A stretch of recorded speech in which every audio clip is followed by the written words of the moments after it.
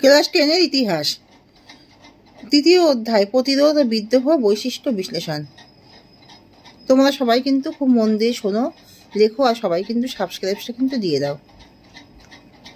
তাহলে শুরু করছি।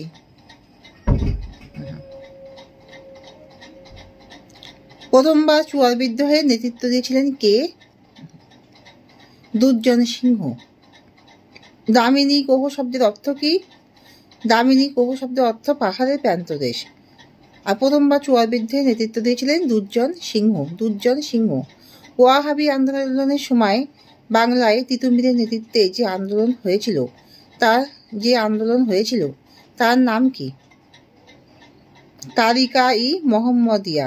তয়কা দয়হস্যি কয়কা, তারপর হস্যই, তারপরে ম হ ময় দয়হস্যি উদ্দেশ্যে আঁকা। সাঁওতাল বিদ্রোহ হয়েছিল 1855 খ্রিস্টাব্দে। ধরতি আবা শব্দের অর্থ হলো পৃথিবীর ঈশ্বর বা পিতা। বারাসাত বিদ্রোহের নেতা ছিলেন কে? তিতুমির। খুদকাটি প্রথা প্রচারিত ছিল কোন সমাজে? মুন্ডা। মুন্ডা বিদ্রোহের সূচনা হয় 1899 সালে। হুল শব্দের অর্থ কি? বিদ্রোহ। সাঁওতাল বিদ্রোহ কি নামে পরিচিত? হুল। দামিনী কোহতে বসবাস করত কারা? সাঁওতালরা। রংপুর বিদ্রোহের নেতা ছিলেন কে?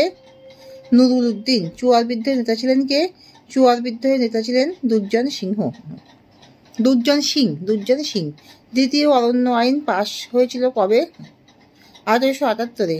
1878 খ্রিস্টাব্দে অরণ্য আইনে অরণ্যকে কয় ভাগে ভাগ করা হয়? 3টে স্তরে। ফরাজি শব্দটির অর্থ হলো ইসলাম নির্দেশিত কর্তব্য। বাংলায় ফরাজি আন্দোলন শুরু হয় 1819 সালে। নীল কমিশন গঠিত হয় 1860 সালে। দার উল হারব শব্দটির অর্থ হলো শত্রুর দেশ। মুন্ডা বিদ্রোহ কি নামে পরিচিত? বিরসা মুন্ডা। দার উল হারব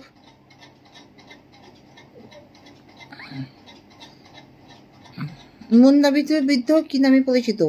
দারুল হারব নাকি বিরসা মুন্ডা? মুন্ডা বিদ্রোহ বিরসা মুন্ডা নামে পরিচিত। বাংলার নানা সাহেব কাকে বলা হয়? রামরতন মল্লিককে। বাংলার ওয়াটার টাইটেলার কাদের বলা হয়? ওয়াটার টাইটেলার দিগম্বর বিশ্বাস ও বিষ্ণুচরণ বিশ্বাসকে। উলগুলান বলতে কি বোঝো? উলগুলান বলতে বোঝা চরম বিশৃঙ্খলা বিরাট তোলপাড়। চাইবাসার যুদ্ধ কবে হয়েছিল? 1820 থেকে 21 খ্রিস্টাব্দে হয়েছিল। বিরসা মুন্ডা কবে মারা গিয়েছিলেন? কত খ্রিস্টাব্দে বিরসা মুন্ডার মৃত্যু হয়? 1900 খ্রিস্টাব্দের 9 জুন।